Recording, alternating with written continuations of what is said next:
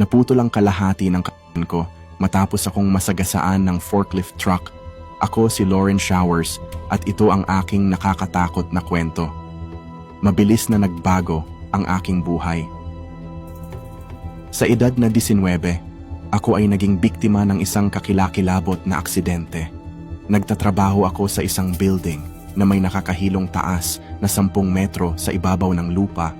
Ilang sandali pa ay nagpasya ang tadhana na sorpresahin ako sa paraang di maganda.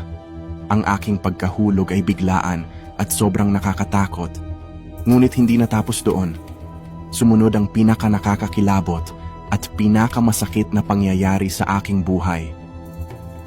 Sa sandaling pagkahulog ko at pagbagsak sa lupa, ay isang forklift truck ang dumaan sa akin. Walang dumurog sa kalahati ng aking. Sa sobrang sakit na naramdaman ko na halos nagpatigil sa aking hininga ay nawalan ako ng malay.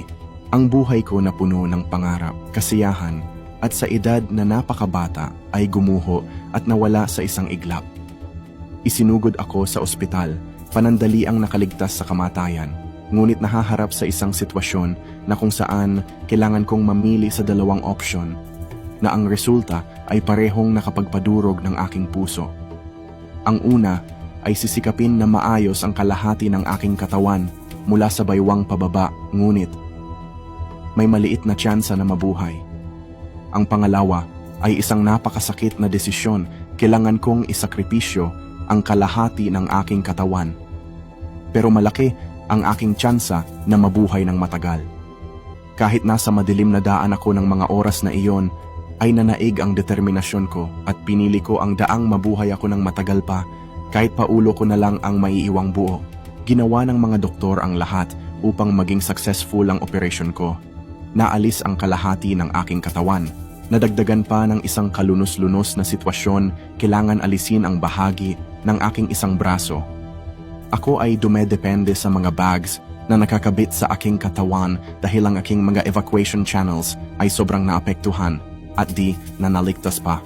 Sa kabila ng lahat ng paghihirap na aking hinarap, hindi ako sumuko at hindi nawalan ng pag-asa.